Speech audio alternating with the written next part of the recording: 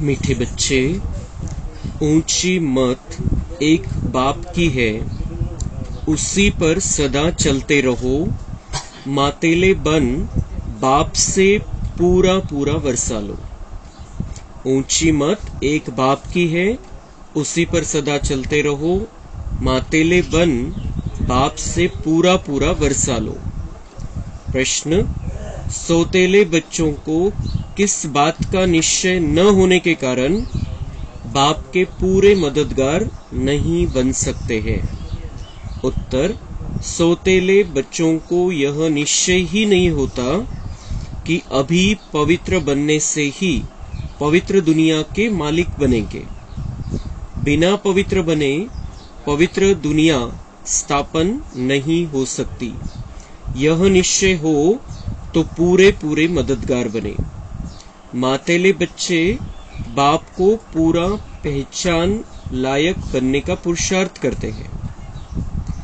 बाप की श्रीमत पर चल श्रेष्ठ बनते हैं। ओम शांति। यह बच्चों का कहना है कि हम पाठशाला में आए हुए हैं। इनको कॉमन सत्संग नहीं कहेंगे। सत्य के साथ संग तुम्हारा ही है। सत्य कहा जाता है एक परमपिता परमात्मा को। अब तुम बच्चे उस सत्य अर्थात बेहद बाप के संग में बैठे हो। बाप है वास्तव में दो, हद का बाप और बेहद का बाप। एक है सभी आत्माओं का निराकारी बाप, दूसरा है प्रजापिता ब्रह्मा। तुम बच्चों को अब दोनों बाप मिले हैं। बेहद का बाप जिसको परमपिता परमात्मा कहा जाता है, वह एक ही सब भक्तों का भगवान है।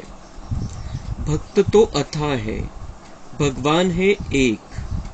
वह है निराकार बेहद का बाप। दूसरा है प्रजापिता ब्रह्मा, बेहद का बाप, और तीसरा है लौकिक बाप। शरीर तो विकार से जन्म लेने वाला है।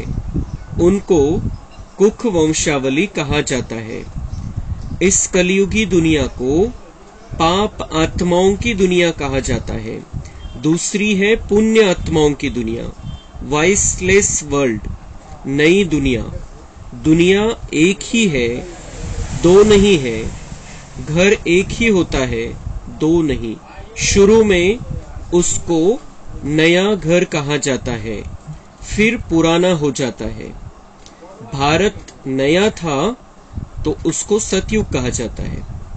अब पुराना है तो उनको कलियुग कहा जाता है। इनको दुख देने वाली विकारी दुनिया कहा जाता है। जब विश्व नई थी तो भारत भी नया था। अब सृष्टि पुरानी है तो भारत भी पुराना हो गया है। नए भारत में सिवाय देवी देवताओं के और कोई धर्म नहीं था। एक ही लक्ष्मी नारायण का राज्य था और कोई खंड नहीं था। 5000 वर्ष की बात है। भारत को स्वर्ग कहा जाता था। 2 कला कम हुई तो त्रेता में राम सीता का राज्य हुआ। देवता क्षत्रिय धर्म में आ गए। सतयुग त्रेता दोनों को मिलाकर सुखधाम कहा जाता है। जब दुखधाम द्वापर से शुरू होता है तो भक्ति मार्ग शुरू होता है। भारत जो सदगति में था सो दुर्गति में आ जाता है। पहले 16 कला सदगति, फिर 14 कला सदगति, फिर जब द्वापर से वाम मार्ग शुरू हुआ तो भारतवासी दुखी होने शुरू हुए। दुखी बनाया है रावण ने। अब सब रावण मत पर चल रहे हैं। ईश्वर को कोई जानते नहीं। ऊंचे ते ऊंची मत उनकी गाई हुई है। अब तुम आए हो नई दुनिया के लिए तकदीर जगाने। मनुष्य तो सब पुरानी दुनिया के लिए मेहनत करते हैं। बाबा म्हणतात जे काही मेहनत, जे काही कष्ट दुनियेमध्ये आज चाललेले ते फक्त या जुन्या दुनियेसाठी, की इथं आपल्याला चांगलं काही करायचंय, इथं काही करायचंय, इथं काही करायचंय, इथं सगळं जीवन आपलं व्यवस्थित बनवायचंय. लेकिन हम बाबा के बच्चे, जो पक्के बच्चे हैं, जो निश्चय बुद्धि बच्चे हैं, बाबा म्हणतात तुम आए हो नई दुनिया के लिए तकदीर जगाने. तुम जानते हो अभी इस पुरानी दुनिया के विनाश के लिए महाभारत लड़ाई है, परंतु विनाश होने के पहले नई सृष्टि भी चाहिए. अब बाप नई सृष्टि रच रहे हैं. तुम सब हो ईश्वर की संतान. पहले आसुरी संतान थे, अभी सदा पावन की संतान बने हो, सुखधाम का वर्षा पाने अर्थात देवता पद पाने. तर नव्या सृष्टीच्या निर्माणाच्या आधी बाबा म्हणते या सृष्टीचा आता विनाश व्हायचाय आणि त्यासाठी सगळी तयारी चाललेली है. लेकिन अभी हम परमपिता परमात्मा जो सदा पावन है उसकी संतान बने हैं और उसकी संतान बनकर सुखधाम का वर्षा लेकर हम देवता पद को प्राप्त करेंगे. तुम बेहद के बाप से तकदीर बनाने आए हो. बाप तुम बच्चों को बेहद का सुख देने फिर से आया है. भारतवासी बिल्कुल कौड़ी तुल्य बन पड़े हैं. अब राजा कोई नहीं, प्रजा का प्रजा पर राज्य है. देवी देवता जो पवित्र थे अब पतित बन पड़े हैं. गाते हैं पतित पावन आओ. रावण को जलाते हैं परंतु रावण जलता नहीं. सतयुग में थोड़ी जलाएंगे. सतयुग में वर्ल्ड ऑलमाइटी अथॉरिटी देवी देवताओं का राज्य था. इस समय सब नरकवासी बन पड़े हैं. अब इस पार से उस पार जाना है. खिवैया एक ही है, वह आकर विषय सागर से क्षीर सागर में ले जाते हैं. यहाँ के साहूकार लोग समझते हैं हम तो स्वर्ग में हैं, जो गरीब है वह नरक में है. उनको मालूम नहीं स्वर्ग किसको कहा जाता है. तुम जानते हो सतयुग में था पारसनाथ और पारसनाथियों का राज्य. बेहद के बाप को तुम पहचान कर बाप कहते हो तो जरूर वर्षा मिलना चाहिए. तुमको यह याद रखना है कि हम शांति धाम के वासी हैं, परम धाम से यहाँ आए हैं पार्ट बचाने. 84 जन्म कैसे लेते हो यह बाप बैठ सारा हिसाब समझाते हैं. बाप कहते बच्चे अब कलयुग का अंत है. यहाँ तुम बाप से सहज योग सीख रहे हो. तुम कहते हो बाबा हम सूर्यवंशी घराने में जरूर आएंगे. यह एम ऑब्जेक्ट है, यह पाठशाला है भगवान की. भगवानुवाच बच्चे मैं तुमको मनुष्य से देवता बनाने आया हूँ. तुम राजाओं का राजा बनो. मातेले बन पूरा वर्षा लो. श्रीमत पर चलेंगे तो श्रेष्ठ ते श्रेष्ठ बनेंगे. बाप है ऊंचे ते ऊंचा. निराकार भगवान, न साकारी न आकारी. आकारी है ब्रह्मा विष्णु शंकर देवताएं. उनको भगवान नहीं कहा जाता है. भगवान है एक, भक्त है अनेक. भक्ति मार्ग वाले भक्त कितने धक्के खा रहे हैं. कोई कहा कोई कहा. तुम सब ड्रामा के एक्टर्स हो तो ड्रामा के क्रिएटर डायरेक्टर का मालूम होना चाहिए, परंतु कुछ भी नहीं जानते. सतयुग में सूर्यवंशी देवताएं थे, उन्हों की महिमा गाते हैं. है तो दोनों मनुष्य, फिर उन्हों की महिमा क्यों गाते हैं? क्योंकि उन्हों को ईश्वर ने ऐसा बनाया है. बाबा म्हणता है अभी तुम्हारा भटकना बंद हुआ, तुम्हें कहीं पर भी भटकना नहीं है. भक्त लोग भटक रहे हैं, धक्के खा रहे हैं. कोणी कुठं जात राहतं आणि त्यांना हे आहे की बस जायचंय दर्शन करायचंय कशाही पद्धतीने. लेकिन हम डायरेक्ट भगवान के बन गए हैं. और जो बाबा म्हणताय की वो ड्रामा के एक्टर्स है, हे नाटक आहे. या नाटकामधले ते एक कलाकार आहे. प्रत्येकाची आपली भूमिका आहे. पण त्यांना बाकीच्या कलाकारांविषयी माहितीच नाही. ड्रामा कसा आहे, सुरुवात कशी झाली, कसं चालतो हा ड्रामा, काही माहिती नहीं. लेकिन हम बाबा के बच्चे अब इस बात को समझ गए हैं कि सूर्यवंशी देवी देवताओं का सतयुग में राज्य था, क्योंकि उनके अंदर दिव्यता थी, दिव्य गुण थे, पवित्रता थी, सभी प्रकार की शक्तियां थी, उनका राज्य था. फिर सूर्यवंशी से फिर चंद्रवंशियों का राज्य आया, 2 कला कम हो गई. उसके बाद द्वापर में विकारों का प्रवेश हुआ, फिर विकारी राजाओं का राज चालू हुआ. और अभी हम बाबा के बने हैं फिर से सूर्यवंशी देवी देवता बनने और वहां जाकर राज करने के लिए. हा हे ड्रामा, हा नाटक अशा प्रकारे चालतो. बाबा म्हणता है वो जानते नहीं है, इसलिए बस भक्ति में भटकते रहते हैं. तुमको भी बाप मनुष्य से देवता बना रहे हैं, फिर तुम देवता से क्षत्रिय आदि बनेंगे. नई दुनिया में रहने वाले देवताएं फिर पुरानी दुनिया में तमो प्रधान पतित बन जाते हैं. बाबा आकर फिर लायक बनाते हैं, कौड़ी से हीरे जैसा बनाते हैं. तुम्हारे में कोई अच्छी रीति पहचानते हैं, कोई सेमी. सेमी को सौतेला कहा जाता है. निश्चय नहीं करते कि बाबा हम जरूर पवित्र दुनिया के मालिक बनेंगे. मददगार नहीं बनते, पहले तो माता पिता का बनना पड़े. बाबा म्हणता है 2 प्रकार के बच्चे हैं मेरे, एक सौतेले और एक मातेले. सौतेले सावत्र बच्चे जे बिलकुल बाबांच्या श्रीमतवर नाही चालत, व्यवस्थित मदत नाही करत बाबांना. बाबांना पाहिजे पवित्रतेची मदत. या दुनियेमधून बुद्धी हटवून 5ही विकारांचा त्याग करून पवित्र स्थिती ठेवणं ही बाबांची खरी मदत है. तो ऐसे कौन से बच्चे हैं? बाबा म्हणते वो सगे बच्चे हैं. और जो मेरी मदद नहीं करते हैं, संपूर्ण पवित्रता को धारण नहीं करते हैं, इस दुनिया में बुद्धि भटकती रहती है, वो है मेरे बच्चे लेकिन है सौतेले. तो हमें बाबा का सगा बच्चा बनना है, मातेला बच्चा बनना है. बाबा हम आपके थे, फिर आधा कल्प बाप को भूल माया के वश हो गए, अब फिर आपके बने हैं. इस पतित दुनिया में पतितों का ही मान है, स्वर्ग में ऐसी कोई बात नहीं होती. वहां बाबा म्हणता है नई दुनिया में, स्वर्ग में सभी पावन आत्माएं हैं, और यहाँ पर पतित आत्माओं का मान है. जे खोटं बोलतात, वरच्या पदावरती पोहोचलेले, भ्रष्ट झालेले, बाबा म्हणतात त्यांना मान भेटतोय. तर ही नरकाची गोष्ट आहे, पण स्वर्गामध्ये असं नाहीये. अब तुम आए हो ईश्वर की मत पर चल, ईश्वर से वर्षा लेने के लिए. बाप कहते जो धक्के खाते हैं वह मुझे नहीं जानते.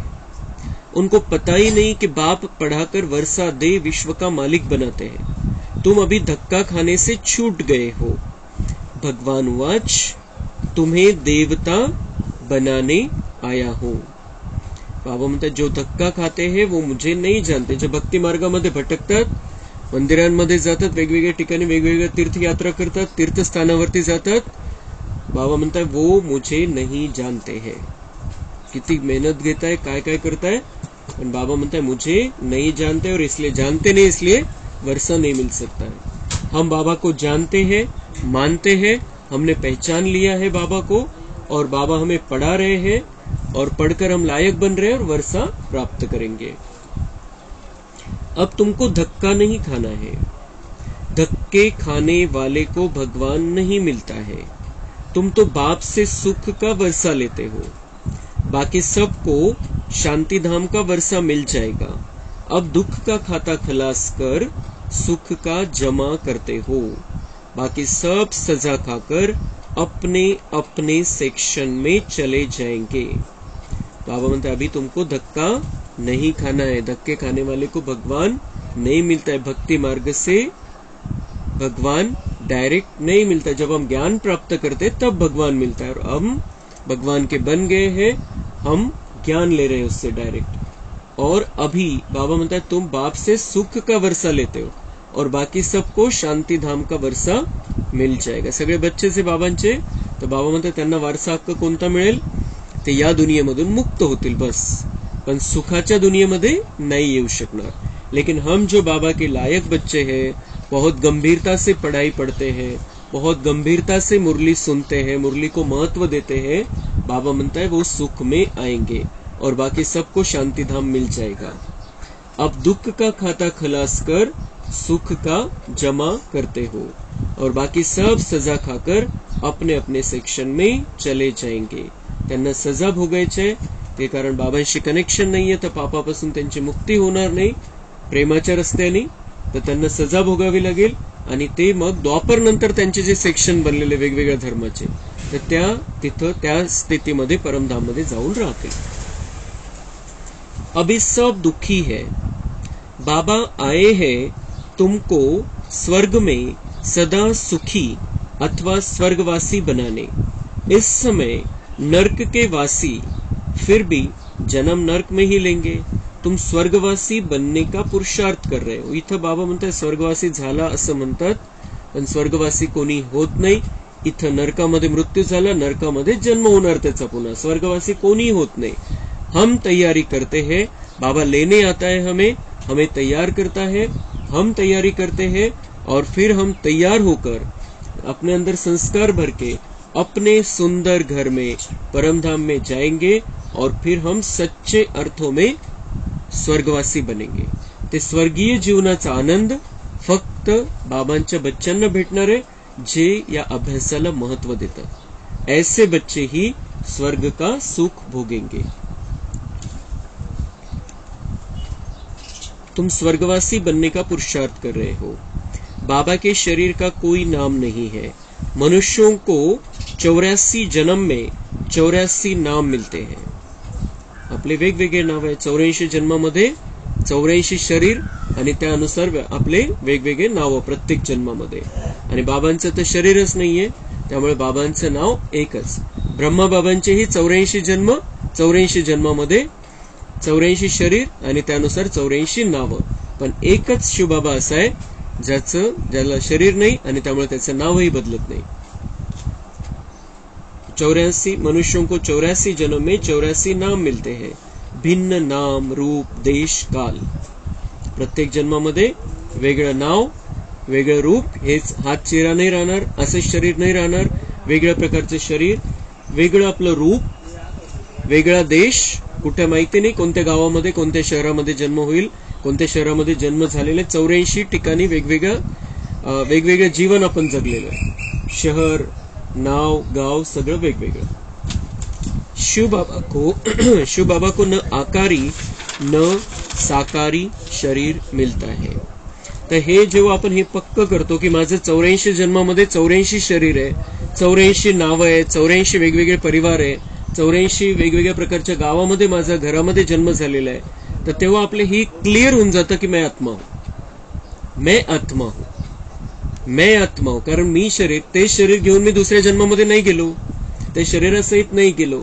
तर जर आत्मिक अभ्यास पक्का करायचा आहे, आत्मिक स्थिती पक्की करायची आहे, आत्मा समजून आपल्याला जीवन जगायचंय, तर त्याच्यासाठी हा पॉइंट आपण दिवसभरामध्ये जितक्या वेळेला स्वतःला आठवण करून देता येईल तितक्या वेळेला द्यायची। खूप महत्वाचा पॉइंट आहे। आजच्या मुरलीमधून हा पॉइंट आपल्याला घ्यायचा आहे, पक्क करून घ्यायचा आहे कि मैं आत्मा, मेरा सफर चल रहा है, परमधाम से मैं नीचे आया, फिर पहले जन्म में देवता बना, दूसरे जन्म में देवता, तीसरे में देवता, 8 जन्म देवता रूप में, सुंदर देवता के रूप में, फिर थोड़ी सी कला कम हुई, फिर भी देवता ही जीवन है, और 12 जन्म 12 शरीर उस स्थिति में मैंने लिए हैं, उस स्थिति में मैंने जीवन जिया है।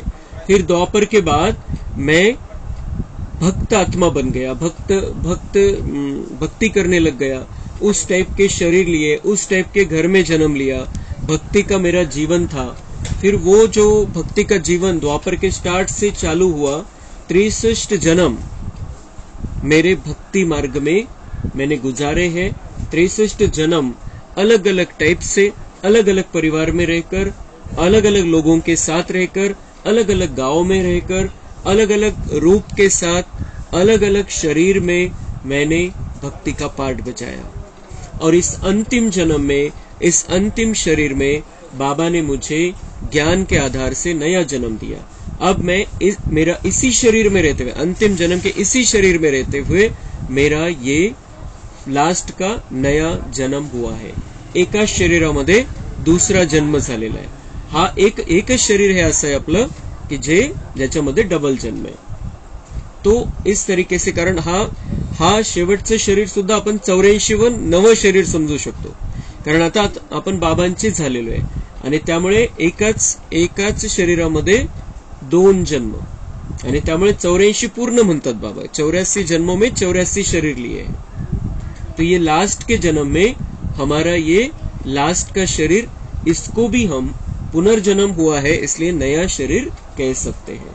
इस शरीर को भी हमें नया बनाना है. पुराना शरीर अलग, जब से बाबा के बने हैं तब से ये नया शरीर अलग, असं आपण समजून चालायचंय. म्हणजे नवा जन्म झाला हे पक्क करायचंय. आणि नवा जन्म झाला तर नवे विचार, नवे संस्कार, नवा स्वभाव आणि इथल्या संबंधांशी, इथल्या मित्रांशी थोडीशी दूरी. त्या अर्थाने शरीराच्या हिशोबाने नाही, पण आत्मिक लेवल वरती थोडी दूरी की ये सब बाबा के बच्चे हैं, डायरेक्ट मेरे नहीं है, बाबा के बच्चे हैं.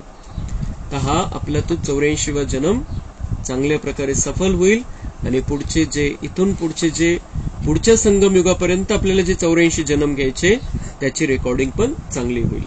तो ये पक्का करने के लिए कि मैं आत्मा हूं, ये 84 जन्मों की कहानी, 84 जन्मों के शरीर, नाम, रूप, देश, काल अलग अलग, ये पॉइंट हमेशा हमें बुद्धि में रखना है. यह drama second by second shoot होता जाता है. हम तुम कल्प पहले मिले थे, अब मिले हैं, फिर मिलेंगे. जो सेकंड बीता सो ड्रामा. बाप भी ड्रामा के बंधन में बांधा हुआ है. बाप कहते हैं तुम बच्चों को आकर हीरे जैसा बनाता हूँ. बाबा म्हणता है हम पहले भी मिले थे, ये ड्रामा की शूटिंग होती रहती है. कल्प पहले भी हम तुम मिले थे, अब फिर मिले हैं, फिर मिलते रहेंगे. और ड्रामाचा धडा पक्का करायचा आहे. इसने ऐसा क्यों किया, ये ऐसा क्यों कर रहा है, ही गोष्ट बुद्धीमधून काढून टाकायची आहे. जो सेकंद बीता सो ड्रामा. झालं ड्रामा. पुढे मला काय करायचं, मी काय करू शकतो तेवढाच विचार. बाप भी ड्रामा के बंधन में बांधा हुआ है. बाप कहते हैं तुम बच्चों को आकर हीरे जैसा बनाता हूं.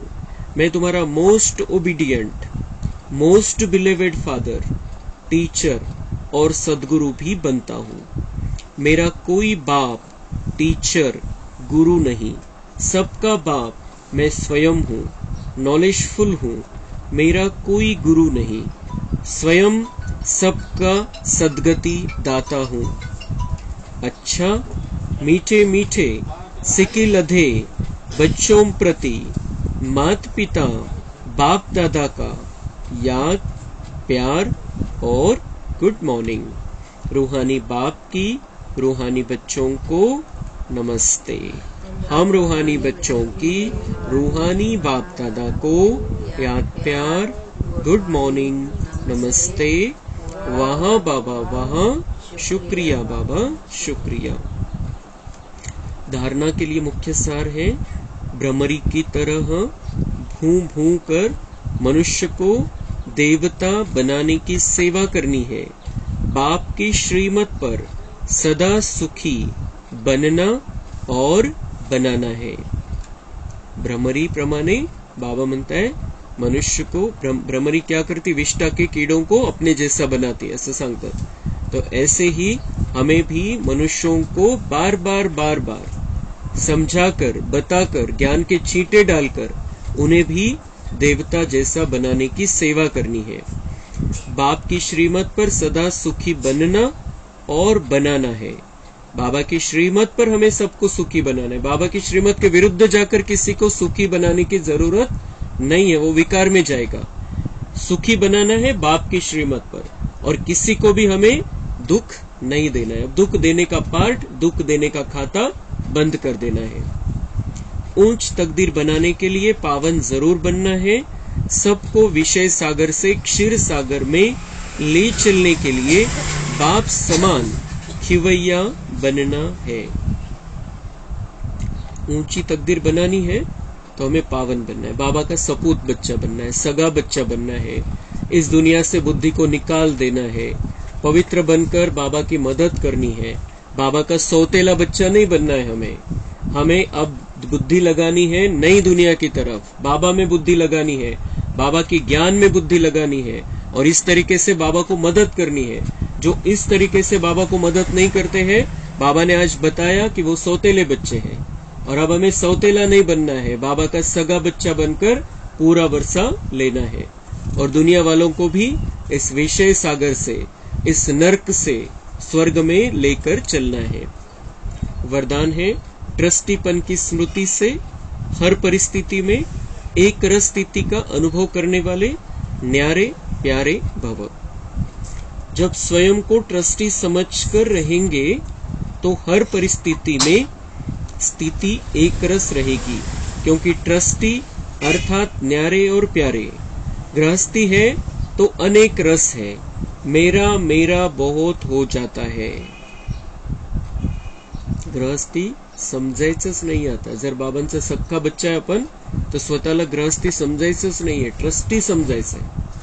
बाबा ने ये संसार, ये घर, ये परिवार, ये खेती, ये जो दुकान, ये सब बाबा ने मुझे दिया है संभालने के लिए। बाबा का है, मेरा मेरा है तो फिर उसमें टेंशन रहेगा, जिम्मेदारी का दबाव रहेगा, प्रेशर में रहेंगे हम। तो बाबा म्हणता है अभी गृहस्थी नहीं बनना है, ट्रस्टी बन जाओ। बाबाने विश्वासाने सोपवलेलं आपल्याकडे। कभी मेरा घर, कभी मेरा परिवार। गृहस्थीपन अर्थात अनेक रसों में भटकना। गृहस्थी म्हटल्यावर सगळा गोंधळ, या दुनियेमध्येच राहू आपण, बुद्धी इथंच भटकत राहील, काढूच शकणार नाही आपण त्याला बाहेर। ट्रस्टीपना अर्थात एक रस। ट्रस्टीपना अर्थात एक रस, एक बाबा से निरंतर कनेक्शन बना रहेगा और उस कनेक्शन के आधार से हम यहाँ पे जो कुछ भी करना है सेवा के निमित्त वो कर सकेंगे। ट्रस्टी सदा हल्का और सदा चढ़ती कला में जाएगा। ट्रस्टी सदा हल्का और सदा चढ़ती कला में जाएगा। सदा हलका राहील, लोड नाही वाटणार कोणत्याही गोष्टीचा, प्रेशर नहीं घेणार तो, सदा हल्का। जो ट्रस्टी है, जो ट्रस्टी समझता है अपने आप को कि मुझे बाबा ने सोपा है, मेरा कुछ भी नहीं आणि तसंही नाहीच आहे कोणाचं काहीच, सगळं सुटून जातं एका सेकंदामध्ये। लेकिन हमें वैसे समझकर उस आधार से अपने जीवन को बहुत सुंदर बनाना है, सुखमय बनाना है। ट्रस्टी सदा हल्का और सदा चढ़ती कला में जाएगा, उसमें मेरेपन की ममता नहीं होगी, दुख की लहर भी नहीं आएगी। ट्रस्टी जिथं ट्रस्टीपण आहे, जिथं विश्वस्त आहे आपण बाबांचे, तिथं कोणत्याही प्रकारचं दुःख नाही वाटणार। कुछ भी हो जाए, काही होऊ द्या, कमी जास्त काही नुकसान होऊ द्या, काहीही झालं तरी त्याच्यामध्ये दुःख नाही वाटणार, दुःख की लहर नहीं आएगी। सदा एक रस स्थिति रहेगी, मेरेपन की ममता नहीं रहेगी। मेरा मेरा मेरा तिथं दुःखच आहे। जहां मेरा मेरा है वहां दुःख है ही, दुःख येणार नाही अशी कोणतीच गोष्ट नाही या दुनियेत ज्याला आपण माझं समजतो। काही ना काही प्रॉब्लेम येईल, काही ना काही परेशानी येईल, त्याच्यामध्ये आपल्या मनासारखं होणार नाही, तो दुःख है, तो ममता नहीं रखनी है। बाबा म्हणता है सेवा समझकर, ट्रस्टी बनकर अपने घर परिवार को चलाओ। स्लोगन, संतुष्टता और सरलता का संतुलन रखना ही श्रेष्ठ आत्मा की निशानी है। श्रेष्ठ आत्मा, बाबा हमें श्रीमत दे रहा है श्रेष्ठ आत्मा बनने के लिए। और श्रेष्ठ आत्मा हम कब है? जब बाबा म्हणते हैं संतुष्टता है और सरलता है। जब संतुष्टता है, जो मिला ठीक, जैसा मिला ठीक, क्योंकि बाबा मिल गया है, सब कुछ मिला है, जो हो रहा है ठीक। ड्रामा पक्का है, बाबा म्हणता है मैंने भी अपने आप को ड्रामा में बांध लिया है, तो ड्रामा पक्का है। जिस ड्रामा को भगवान भी नहीं बदल सकता, उस ड्रामा में ये हुआ, ये क्यों हुआ, इसका टेंशन हमें क्यों लेना है? भगवान भी नहीं बदलना चाहता है ड्रामा को, क्योंकि उसे पता है ये सारा हिसाब किताब अंतिम समय का चल रहा है। बाद में ये हिसाब किताब चुकतू करके आत्माएं बहुत सुख का अनुभव करने वाली है, और इसलिए हिसाब किताब चुकतू हो जाए, बिना सजा खाए, इसलिए बाबा कहता है मैं किसी का ड्रामा नहीं बदलता हूं। ड्रामा कल्याणकारी है, सुखदायी है। तो ये जो ड्रामा की पॉइंट है वो अगर हमारी पक्की हो जाएगी तो सदा हम संतुष्ट रहेंगे, कधी हलचलमध्ये नहीं येणार, स्थिर रहेल मन, एकदम शांत आणि स्थिर रहेल। तो इस संतुष्टता को बहुत पक्का कर लेना है हमें अपने अंदर। और दूसरा सरलता, कोणत्याही प्रकारचं काही मलिनता आपल्यामध्ये नाही राहिली पाहिजे, सरळ बनायचंय आपण, बिलकुल सरळ। मध्ये काहीतरी वेगळं, बाहेर काहीतरी वेगळं, असं काहीतरी नाटकी जीवन आपलं नसलं पाहिजे. सीधा, सच्चा और सरल हमें रहना है. तो संतुष्टता और सरलता को जो धारण करते हैं, बाबा म्हणता वही श्रेष्ठ आत्माएं हैं. अच्छा, ओम शांति. कम बोलो, धीरे बोलो, मीठा बोलो, सत्य बोलो,